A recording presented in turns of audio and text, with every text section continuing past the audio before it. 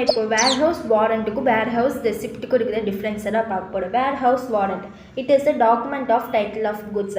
Warehouse வாரண்ட்டில் என்னென்ன types of goods எல்லாம் இருக்குது அப்படிங்கிறத நம்ம பார்க்குறது இந்த warehouse warrant title of goods. இதுவே வேர்ஹவுஸ் ரெசிப்ட்டில் பார்த்தீங்கன்னா இந்த வேர்ஹவுஸ் வாரண்ட் மாதிரி டைட்டில் ஆஃப் குட்ஸ் எல்லாம் கிடையாது.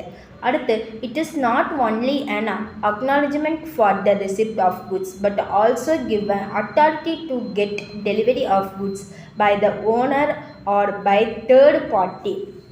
இது வெறும் அக்னாலஜ்மெண்ட் மட்டும் கிடையாது, அதாவது இந்த ரெசிப்ட் மட்டும் இது கிடையாது. இது யார் டெலிவரி பண்ணலாங்கிறத தீர்மானிக்குது. இதுவே ஆப்போசிட்டில் பார்த்தீங்கன்னா, அதாவது வேர்ஹவுஸ் ரெசிப்டில் பார்த்தீங்கன்னா it is only and acknowledgement for the receipt of goods.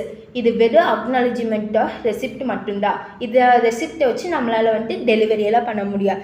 It can be negotiable or transfer to others. அதாவது இதை நம்ம மற்றவங்களுக்கு ட்ரான்ஸ்ஃபர் பண்ண முடியும்.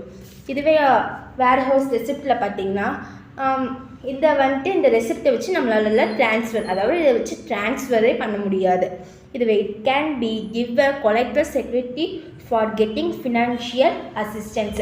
என்னோடய ப்ராப்பர்ட்டிக்கு இதை வச்சு நான் ஒரு செக்யூரிட்டி கொடுக்கலாம். இதுவே நீங்கள் வேர்ஹவுஸ் ரெசிப்டில் பார்த்தீங்கன்னா இதுக்கு செக்யூரிட்டி எல்லாம் கிடையாது.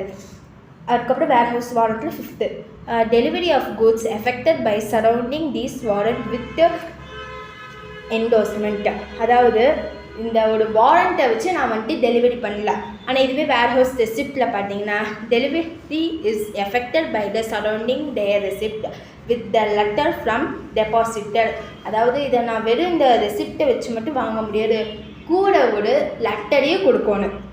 அவ்வளோதான். ஃபார் வாட்சிங். இதை போல் உங்களுக்கு பிஸ்னஸ்க்கு நிறைய வீடியோஸ் வேணுன்னா கீழே கமெண்ட் பண்ணுங்கள்.